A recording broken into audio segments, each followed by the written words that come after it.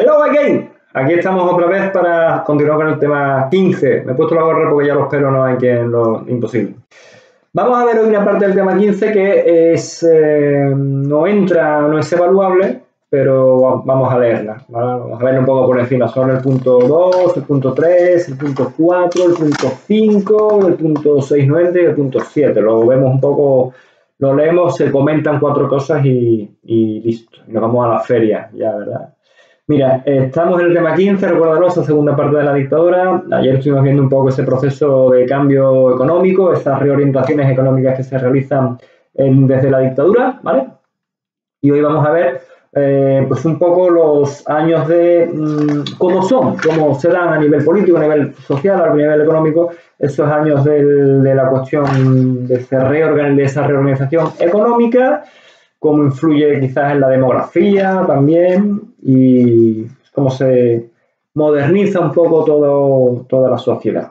Mira, te lo he resumido, ni siquiera esquema, sino en 4 puntos porque es fácilmente resumible. Mira, los años de crecimiento económico desde el punto 1, el protagonismo que tuvo la industria. El principal motor de la expansión en aquella época fue la industria. Eso nos tiene que quedar claro. La industria fue el motor del crecimiento.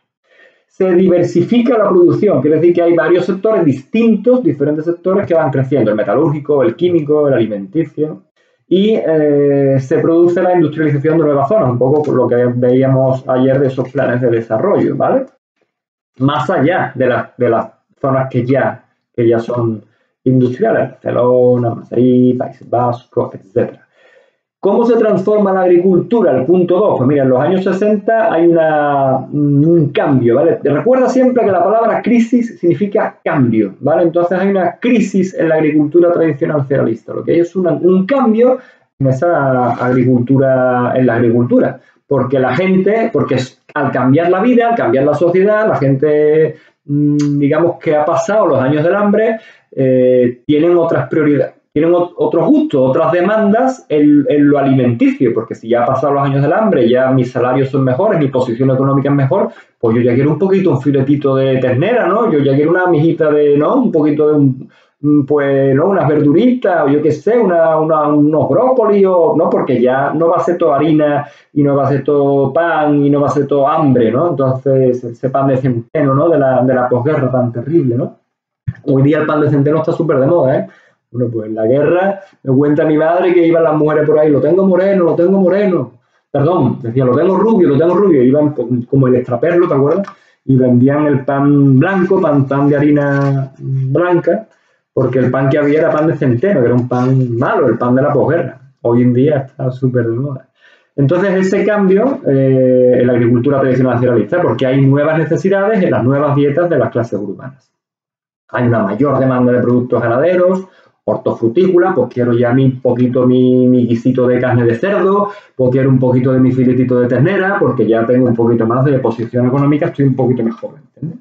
Y para esto los agricultores invierten en nueva maquinaria, y invierten en nuevas técnicas agrarias y en nuevos modelos de explotación. Una intensificación y una mecanización de la agricultura que hace, ¿qué cosa? Pues lógicamente reducir mano de obra. ¿Y qué hace la gente que trabajaba antes los campos cerealísticos? Pues, ¿qué van a hacer? Pues tienen que seguir viviendo, tienen que buscar trabajo. ¿A dónde se van?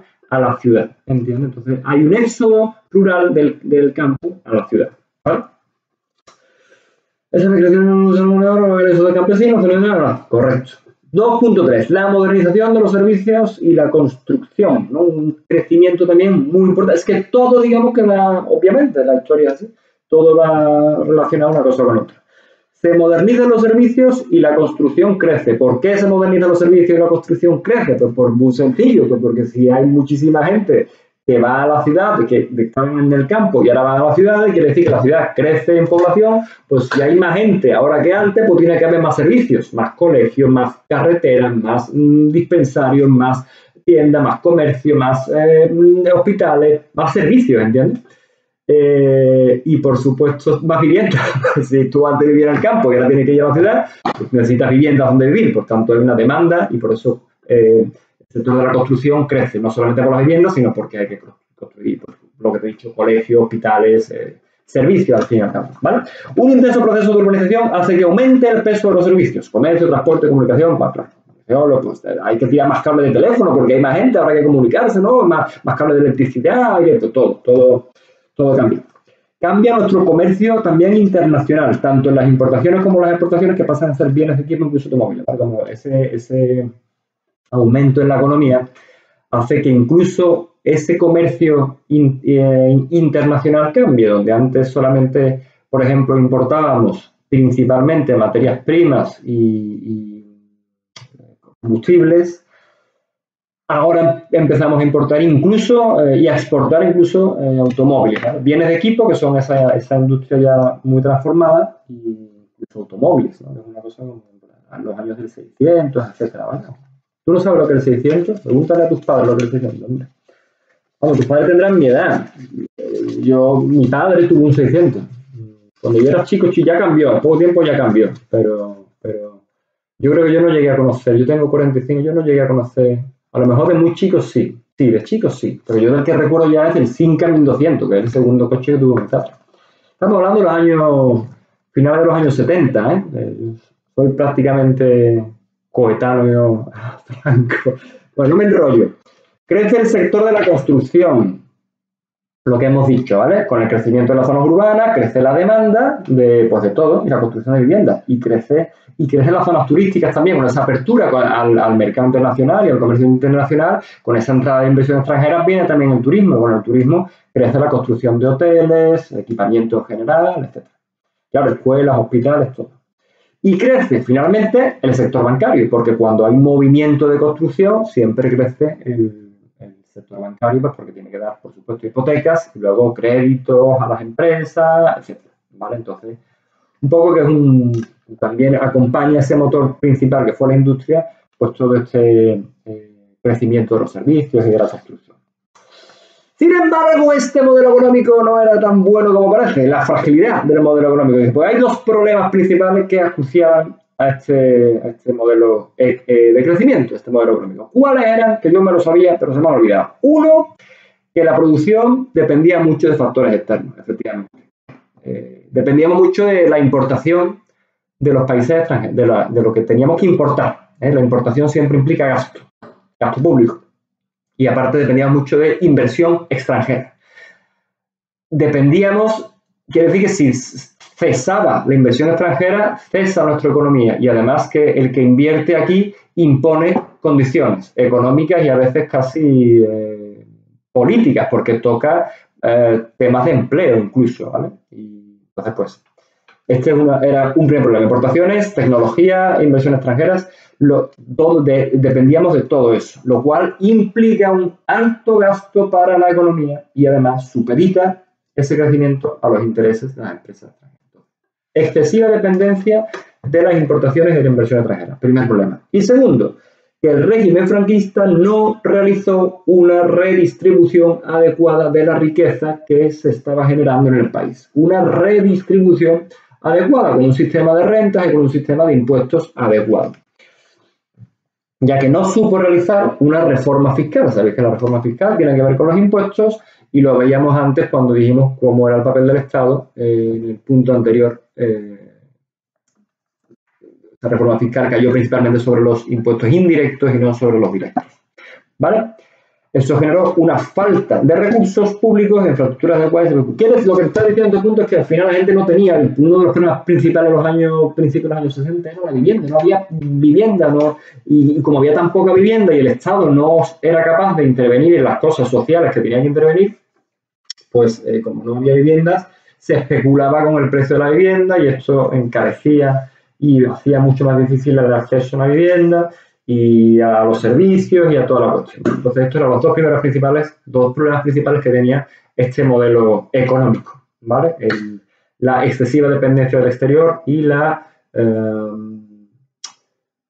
mala intervención que hizo el Estado a nivel de reforma fiscal y, por tanto, de redistribución de las riquezas que efectivamente empezaba a verlas en el país y que no fueron bien llevadas. ¿Vale? Este sería el punto 2. Punto 3, Europa salvó a España. Dices, ¿Europa salvó a España? Pues obviamente sí. Pues dice, mira, una frase que me encanta, siempre que tengas un poco de duda sobre cómo poner porque estos temas pueden caer en selectividad y siempre vas a tener la duda de querer ser siempre muy objetivo, ¿vale? Ten cuidado.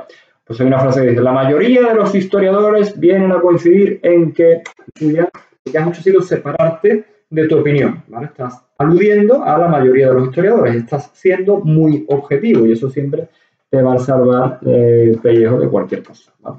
La mayoría de los historiadores vienen a coincidir en que el llamado milagro español, que estamos hablando de ese crecimiento que veíamos, que era de una media anual del 7%, aquí es donde los pongo, un crecimiento muy grande, un crecimiento brutal. Hoy en día crecemos en torno al, bueno, si Sánchez crece al 2% será con un canto en los dientes, ya quisiera él.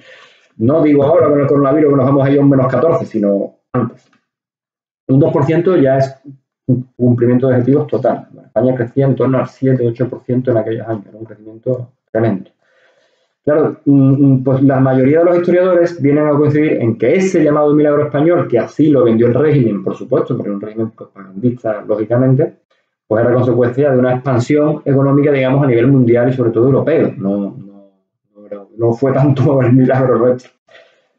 Todos los recursos financieros que salvan a España de la bancarrota, en la que se encontraba en 1957, provenían del exterior, ¿vale? Las remesas de inmigrantes también, muy importante, el dinerito que mandaba la gente que se fue a trabajar a Suiza, del campo, que también hubo mucha gente del campo que se fue fuera. Las divisas del turismo, las inversiones de capital extranjero, ¿vale? Entonces así consigue España equilibrar ese déficit de balance de pagos a causa de las importaciones, que eran muchas y que nos hacía gastar, ¿vale? Con remesas, con divisas del turismo, etc. ¿Vale? Ese es el punto 3. El punto 4 dice los cambios demográficos y sociales. Bueno, pues hay un gran crecimiento demográfico. Entre el 60 y el 75 España tiene un espectacular aumento de la población, de 30 a 35 millones. Imagínate. Esto se debe a un importante descenso de la mortalidad. Obviamente, la vida mejora, las condiciones de vida mejoran, ya no hay guerra, pues, claro, se termina la guerra, desciende la natalidad y aumenta la natalidad, además con la política natalista tradicionalista católica del régimen franquista, lo cual me parece muy bien, ¿verdad? Política natalista del régimen franquista. Se rejuvenece la pirámide de población y aumenta la esperanza de vida. ¿Verdad? 3 factores importantes. Desciende la natalidad, desciende la mortalidad, aumenta la natalidad y la esperanza de vida.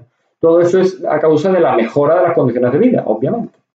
Del campo a la ciudad también es importante ese cambio demográfico. Es muy destacable, son destacables 2 movimientos migratorios. 1,5 millones, dice, de españoles salieron al extranjero y casi 5 millones cambiaron de provincia. ¿Vale? Así que migraciones interiores entre distintas provincias, sobre todo del campo a las zonas industriales, a las ciudades, casi 5 millones de personas y 1,5 millones que salen al exterior a trabajar, los famosos emigrantes a Suiza, Alemania, etc. ¿Ok? Dice, ¿por qué sale fuera? Te explica las causas. Pues, ¿cuáles van a ser las causas, chicos? Pues el poco empleo que hay aquí, la falta de futuro en las zonas rurales y la atracción de esas zonas industriales por mejores condiciones de vida, mejores salarios, pues todo, ¿no? Pues, mejor oferta de empleo, mejores condiciones de vida, perspectiva de futuro, pues lógicamente. Zonas como Madrid, Cataluña, País Vasco, Valencia, etc. ¿Vale? Y por supuesto irse a Suiza, Europa, y estaban ganando una pasta. Fue un capítulo aparte, ¿no? Los emigrantes a Alemania, a Suiza. Es duro, emigrar siempre. Pero, un emigrante. Bueno, fue tal el desborde que surgieron, fue tal el desborde de gente que venía del campo a la ciudad que surgieron problemas de déficit de vivienda, ya lo hemos visto antes, así como de infraestructura, de servicios, etc. Este éxodo rural fue especialmente intenso en las áreas latifundistas del sur de España. ¡Ay, Andalucía de mi vida! Ahí las transformaciones en la agricultura dejaron sin empleo a muchísimos campesinos. Tanta dependencia de los latifundios, esa redistribución, esa distribución de la propiedad agrícola, latifundista siempre en Andalucía. Esto es lo que hay, amigos. Una de las consecuencias de este éxodo rural fue el aumento de la natalidad en las zonas receptoras, obviamente, y el descenso o el envejecimiento de las zonas emisoras. El campo se va envejeciendo, empieza a quedarse más vacío, esa España de la que hablan ahora, esa España vacía, y las ciudades pues crecen en natalidad y crecen en población. Lógicamente, los cambios en la estructura laboral y social, ¿cuáles fueron? Pues aumentan los salarios. Y con ello aumenta el peso social de la clase media. Obviamente tenemos dinerito ya, ¿no? Tenemos un peso social mucho más importante. aparece una nueva burguesía urbana, ¿no? Gente ya que se, ¿no? Gente, ¿no? Porque tiene ya una estabilidad económica, un sueldo, ¿no? Autónomos, profesionales liberales, arquitectos, abogados, yo qué sé, tanta gente. Han podido crecer más en lo económico gracias a unas condiciones del mercado más favorables. Tú estableces unas condiciones de mercado más favorables, pues hay gente que crece, lógicamente. Esto es el liberalismo, amigo mío, tanto rollo. Tú desarrollas unas mínimas condiciones de estabilidad, ahí se ve, ahí el que crece, el que puede crecer. Esto es liberalismo económico. No, todos iguales, no. Leche. Esto no lo pongáis en el examen. Una de las consecuencias, esto ya lo hemos dicho, ¿vale? Perfecto. Entonces dice el punto 4.3, por primera vez en España, el número de obreros industriales será superior al del campesinado, ¿vale? Es una transformación, digamos, hacia la población pues, más urbana y más industrial. En general, la mejora del nivel de vida, el punto 4, con la mejora de los salarios y las oportunidades laborales, sube el nivel de renta per cápita, sube tu capacidad económica personal, la capacidad económica personal de cada familia, ¿vale?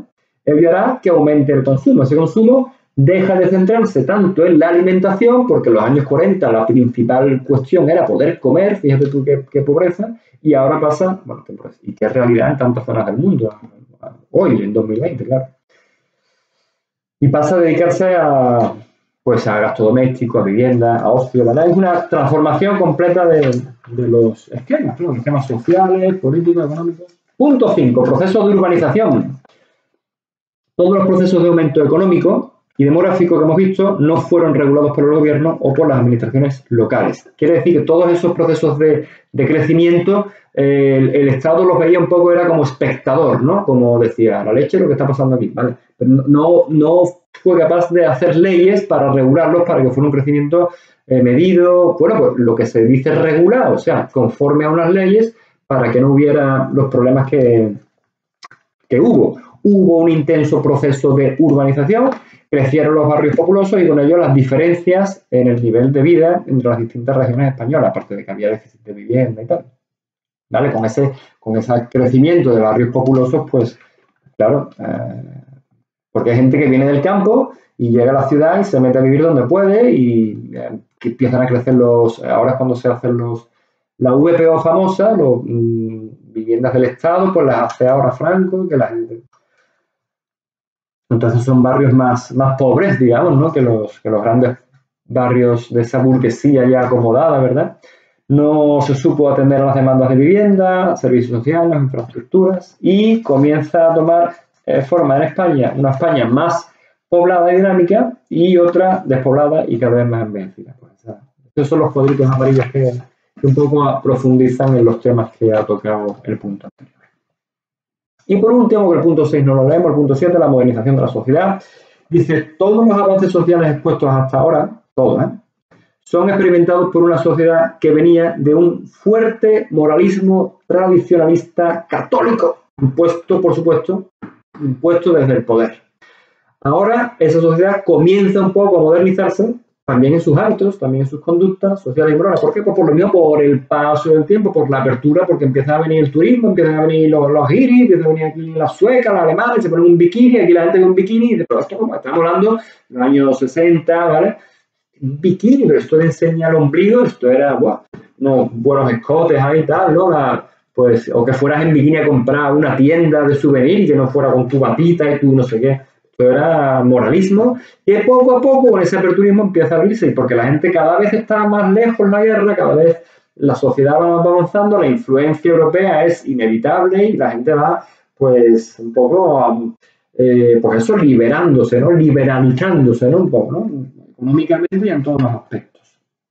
Se accede a la sociedad de consumo, lo que propicia, claro, a la sociedad de consumo quiere decir pues que hay un montón de tiendas, un montón de comercios, un montón de cosas a lo mejor que no hacen falta. Eso es la sociedad de consumo. La sociedad de consumo es una sociedad basada en comprar cosas que no necesitas, ¿vale? Sino que son para yo qué sé, para eso, para estar un poquito más a gusto, ¿no? Una gorra, por ejemplo, ¿no? Una gorra, si no te pones al sol y no te, ¿para qué te quieres la gorra? O para que no se vean los pelos que tengo. Me refiero, eso es la sociedad de consumo. Entonces, crecen mucho los comercios. Al crecer los comercios, hace falta mano de obra y acceden a esos comercios en gran parte mujeres, ¿no? Entonces, por eso la incorporación de la mujer al mercado de trabajo, grandes almacenes de ropa, el Corte Inglés, imagínate, cosas así, ¿no? Pues muchas dependientes también, pero también muchas mujeres. Entonces, con la incorporación de la mujer al mercado de trabajo, así como a la educación, pues también acceden a la educación, a la universidad, y entonces la mujer empieza a cambiar su rol dentro de la familia, que con Franco era pues este rol solamente de madre, de esposa, que no está nada mal en mi opinión personal. Pero bueno, pero que la mujer tiene una libertad, una dignidad de hija de Dios reflejada en María de Nazaret, donde esto es opinión personal también, donde la mujer puede decir, bueno, yo quiero ser madre y esposa, fantástico. Bueno, yo quiero ser madre y esposa, pero quiero trabajar, fantástico también. ¿Entiendes que no? No por ser cristiano tienes que ser, no por ser cristiano tienes que ser madre y esposa, ¿no? Puede ser madre, esposa y trabajar, ¿vale? Ya, esto depende, del Señor te hará ver a ti si tienes que trabajar o no, o si tienes que ser madre o esposa, ¿no? Una opinión personal. Estoy yo opinión. Vale. ¿Dónde estoy? Me he perdido. Comienza también el proceso de laicización, todas las palabrejas, cuidado con esta palabreja, laicización de los laicos, ¿no? Y de secularización de la sociedad. Quiere decir que la influencia de la Iglesia empieza a ser menos, ¿vale? Se abandonan esas normas rígidas, ¿no? De moral nacional catolicista, que no tiene nada que ver con el cristianismo verdadero, sino que es una cosa inmoralista y religiosona y yo qué sé, que está muy bien, pero no tiene nada que ver con el amor al enemigo, ¿verdad? España, con generaciones que ya no habían vivido la guerra, comienza a mirar modelos culturales, sociales y políticos de toda la vida. ¿Vale? 21 minutillos para subirnos 4 puntos, no está mal. Esto simplemente es leer y para tener una idea de cómo es la sociedad, la política, la economía, sobre todo la sociedad y la economía en esta segunda etapa del franquismo. ¿Vale?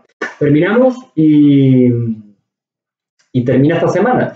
La semana que viene terminamos este tema. Ya está. A disfrutar de la pseudoferia y aprovechar el tiempo, chicos. Hablamos, estoy aquí para lo que necesitéis, ¿vale? Ánimo, adelante.